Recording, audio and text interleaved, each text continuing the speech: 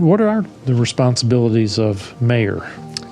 So this is something that we get a lot. A lot of people think that the mayor runs the city, while in fact the city manager is the one who runs the city. District 3, on the other hand, has 3 candidates. The current council member, which is Jay Musley, and he's running against Tambora Jenkins and Mark Clark.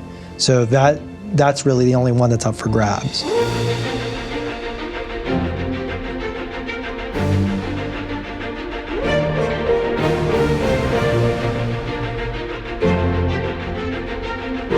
Well, welcome to another episode of Marion Voices, produced by the Marion Forum Group. Today we have the distinct pleasure of having Greg Davis with us. He's the information officer for the city of Ocala.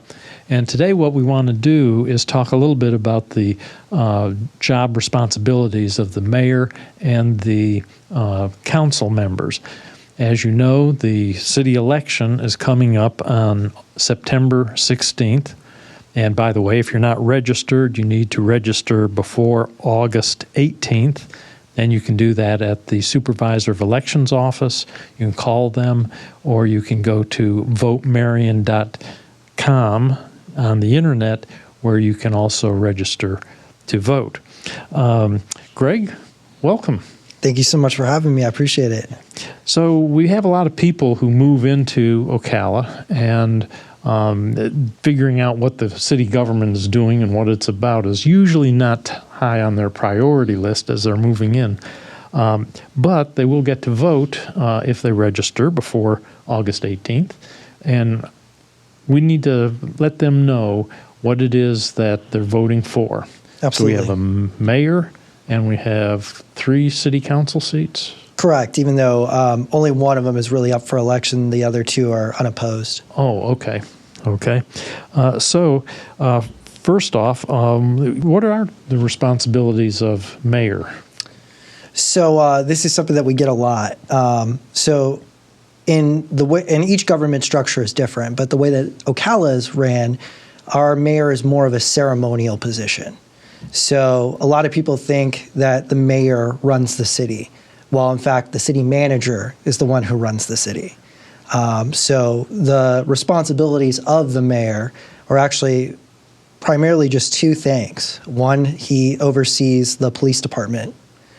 So he oversees Chief Balkin of OPD, and then he can also veto a council member for an ordinance. And so if he vetoes a council member or vetoes an ordinance, instead of being a 3-2 vote, it now has to become a 4-1 vote. So, but those are the only 2 primary responsibilities of the mayor.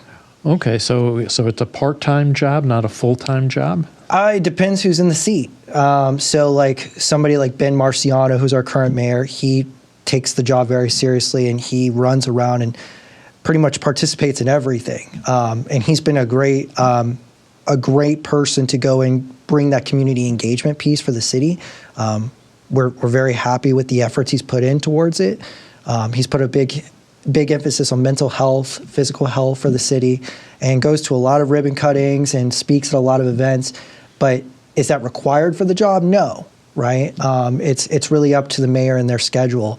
The mayor only makes $500 a month, $550 a month. Mm-hmm. So there's no way that could be a full-time gig for someone. So with Ben Marciano being in charge of the zone, he has another business, he has a family, he has other things. So that makes it a little bit harder for someone who doesn't have another source of income to make that a full-time gig. Right. So so you might say that one of the things a mayor could do that would be beneficial for the city is just being kind of a PR person for the city. Or a booster for the city. Absolutely. So he could go to, I guess he could go to different businesses and talk up the city and why they might want to come here to open a business, right? Absolutely. I mean, there are certain limitations on certain things that he would probably get involved with just for the optics of it. Mm-hmm. But at the same time, has Mayor Marciano been a positive image for us? Of course. The amount of events and the things that he's participated in have greatly helped us connect with our community. His connections are absolutely phenomenal. He's started a mayor message on his Facebook page where he does weekly live updates, and my team works with him on that. He's very big on transparency with the citizens of Ocala, and he wants them to know what's going on and get them more involved with government structure. And, we hope whoever the mayor is after the election, that continues. Right. Okay. So he only is responsible for the police department. Is that correct? He oversees the police department, correct. Okay. Now, does he consult with the council on choosing the chief, or is he the one who picks the chief, or how does that work? He would nominate a chief if we didn't have one. So he would nominate them, and then the city council would vote to state the chief of police, correct. Okay. And does he actively oversee, let's say there's a citizen complaint against the police department. How would that work out? Does the mayor have any role in overseeing something like that? He works with the police chief to do so. At the end of the day, it's almost like the police chief is the CEO of the police department, and he's more of I would say like a stakeholder or an investor, right? Like he works with the police chief. The police chief has gone through the training, been in the police department for so long, has that insight, while the mayor provides support.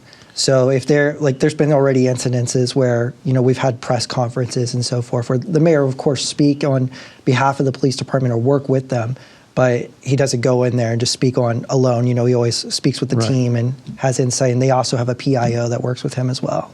Okay. And does the mayor have some, if not a formal role, does he have an informal role with, let's say, city planning or creating the city budget, those sorts of things? He works with all the departments and participates in a lot of our events. Like, something that the city is very proud of that we do is each of the departments usually hold like some kind of, I want to say like a luncheon for their teams and so forth, just to celebrate and appreciate the workers.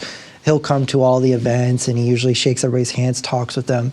But at the end of the day, the mayor has no oversight or insight on, while he could provide insight or his feedback or advice on anything during a city council meeting, he's not in charge of any of the staff working at the city.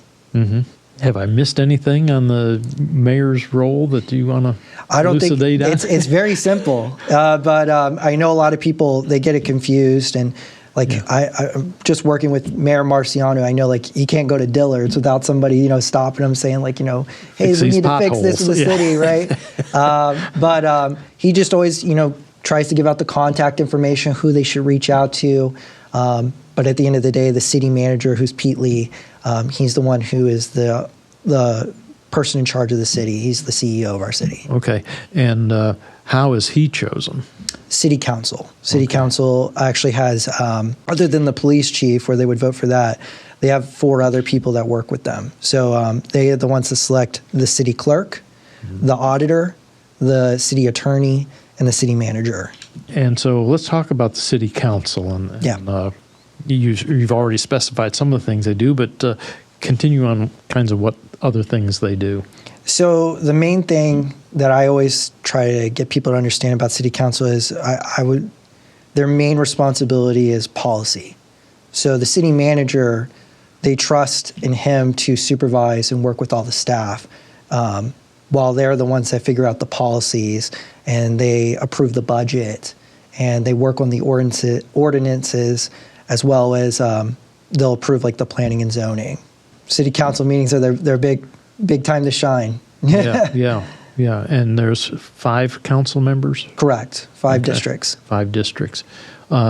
Is each council member elected just by the people in that district, or is it kind of more like at large voting for a council member? They just have to be in that district to run for that seat. So then it's a city election for. So anybody in any part of the city can vote for that council seat? Correct. Okay. I was a little confused about that. And sometimes in like in the House of Representatives, you have to be in that district, and you only get to vote for the person running for that district seat. Yeah. Before we end this, I will double check for you just to make sure. For the listeners, it won't make any difference to you because you will just get a ballot that has on there who's running for the council seat.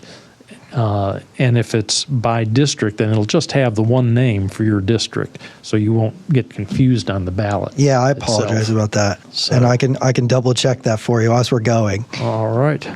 On the budget, the council approves it or whatever, but is it, I assume they get input from the different department heads as to what is needed for that department, and then the council people kind of hash it out as to what they can afford and what they want to do, what their priorities are to establish what they want to give each department?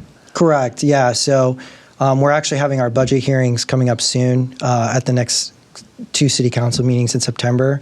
So September 3rd and September 16th. Mm-hmm. But yes, our team works together. Our budget team comes together. The budget director will propose the budget at that meeting, and then they will hold a public hearing where they'll decide what they want to do, get public input. Of course, our city manager, presents the budget, and then they'll ultimately choose to approve it. Okay, and I assume they have a certain amount of leeway as to making additions or subtractions from that budget proposal. Is that correct? Oh, they can definitely share their input and say, we want to move this over here or want to do that. There's obviously limitations to certain things depending on like where the money is allocated for. Mm-hmm. Because once we get into the budget, we open a whole new discussion of the general fund and the term for, I'm blanking out on the term and I wish I could look at you to ask for it. But there's always discretionary money, and then there's money that you have to, that's sort of non-discretionary. It's mandated money. I actually might be able to pull it up right here since I have this chart for you. But so there's a difference for the general fund and then also the enterprise funds. That's what we're looking for. Okay. So enterprise funds, the difference for that is that's like Ocala Electric. That's fiber. Oh, right. That's the airport. That's the sewer, water, all that stuff like that. Sewer, water, electricity. Yeah. So there's a difference on it. So like, for example, on this chart, as I'm showing you, we have, when you look at this, you'll be like, oh, like for the past year, like the budget was $1 billion, right? A little over $1 billion. Uh-huh. But what we're actually allowed to use with taking the enterprise out, that's just the general fund, it's $172 million, right? That's a huge, drastic difference. Yeah, 1/10 of the actual revenue. Right. Okay. So a lot of people too, they'll come up and say like, oh, you have $1 billion. What do you do? And it's like, well, not really. Like there's funds that are allocated for specific things. Right. So that's just kind of what it comes down to. So yes, will the city council add their input and say whether they think certain funding should go towards a different source? Of course. Mm-hmm. But we have those conversations with them, and the city manager also takes a deep look into it before it gets to council. Right. So. Okay. And city council, do they also do the zoning things, or is that more a county? No, for the city limits, yes. They participate in that. But at the same time, once again, it kind of goes back to the staff, right? Mm-hmm. We have a growth management department. We have a planning department. They work together with the Planning and Zoning Commission mm-hmm. to put together plans and make recommendations that then go towards council. So same thing for council. I know we talked about for the mayor. For the seats for council members, they make $200 a month. Mm-hmm. So once again, it's not a full-time gig. They're also doing their other jobs, or they're retired, or whatever it may be. So our department, our teams, they put together the information and present it to council, and then they give their feedback. Mm-hmm. So we have people working full-time trying to figure out all the information for them so they can present it in the most accurate way possible. Mm-hmm. Can a council member call up a department head or one of these staff people and say, I'm really interested in making sure we don't have any shelters put in this area, so can we keep them out? Can they kind of do that sort of stuff? They can always share their input, but they would go through the city manager. They would follow the appropriate chain of command. While there's some of them that might know somebody, or they're closer with somebody and might have a contact for them. Like, for example, with me being the PIO, does the city council member sometimes reach out to me to get some information? Yeah, of course. Like I'll let them know, like, hey, this is what's going on, or I send them emails of like updates in the news. But any of those types of conversations, they go through the city manager. Yeah. I was just wondering if there's, if some person wanted to use that position as a influence position for some good or nefarious reason, whether it's that kind of a position that does have, a certain amount of influence. But what you're saying is not really. It's more of a advise and consent kind of position where you get advice from the different department heads as to what should be done, and you can give them your opinion, and then you vote with the other 4 members, and it's however that is. So pretty much. So it's not something that we're not looking at big opportunities for corruption in something like this, I guess is what I'm getting at. Right, and of course, like, you have 5 different personalities. So at the end of the day, some of them come from different backgrounds. Do they have something that they feel stronger about? Sure, like all of us do. But that's why there's 5 of them, right? And that's why there's a vote. They can voice their opinion. They can say why it's such a topic for them.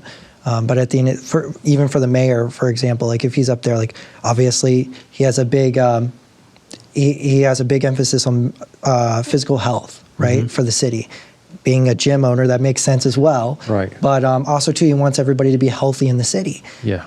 He can voice those opinions, but ultimately, everybody's going to vote and make their decision as a team. Yeah. So. And I guess we should say, too, that this election is nonpartisan, correct? Correct. It's not Democrats versus Republicans.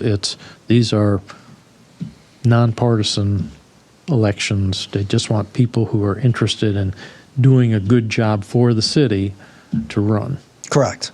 And the way it works, just to kind of give a little bit more information, so the mayor is a 2-year term.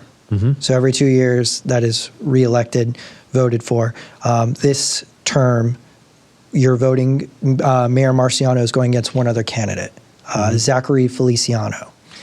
District 1, 3, and 5 are up for grabs, which District 1 and 5 are running unopposed, so therefore they're already kind of set. So District 1, which is Barry Mansfeld, he will continue his seat. In District 5, Jim Hilty will continue his seat. District 3, on the other hand, has 3 candidates. The current council member, which is Jay Musley, and he's running against Tambora Jenkins and Mark Clark. So that's really the only one that's up for grabs. And they split it up that way, and the council seats are 4-year terms.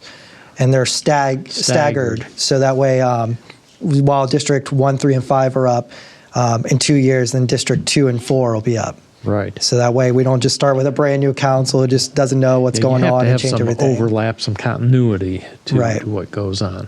This came up the other day in a discussion. Are there term limits for mayor and council members? No. So they can be elected 7, 8 times to 2-year terms. Correct. Okay. All right. And I guess the only major qualification for any of those seats is they just have to live within the city and be of a certain age, 18 or 21 or whatever. They have to live within the city and have been there for at least a year. Okay. So you can't just like move into the city and run. You have to be there for at least a year. Any other qualifications? Not that I'm aware of. I do have the charters right here, but based off of everything, those are the main ones. Even right here, I have the city council one, which says only the qualified voters of the city shall be qualified to hold the office of council member. Each candidate for the city council shall be a resident qualified voter within the district, so they got to be a qualified voter. From which the candidate seeks to be elected and shall have been a resident of the city of Ocala for not less than 1 year prior to his or her election to office. So it seems like we covered it. Yeah.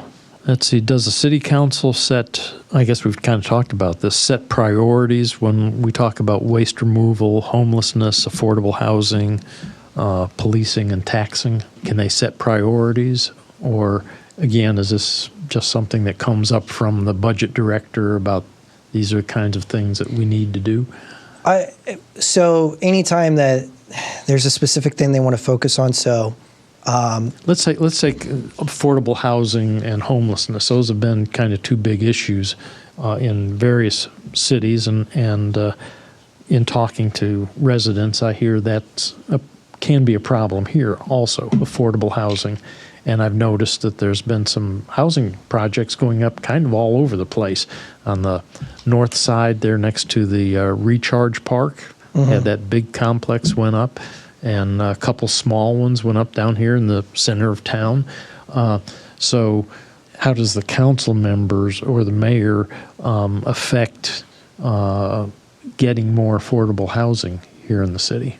I mean, it's a big discussion. It's something that they discuss a lot at council is, the growth of the city, which, while there's a lot of conversation, there's some people who don't like it. There's also positive implications of that growth.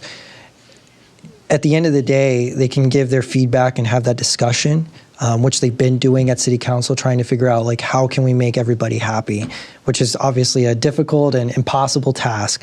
But nonetheless, they can share their input, they can give their feedback, and then our teams and the people who have been trusted with those positions, especially in growth management, will continue to go back and work on specific tasks, whatever it may be, based off of the recommendation of council.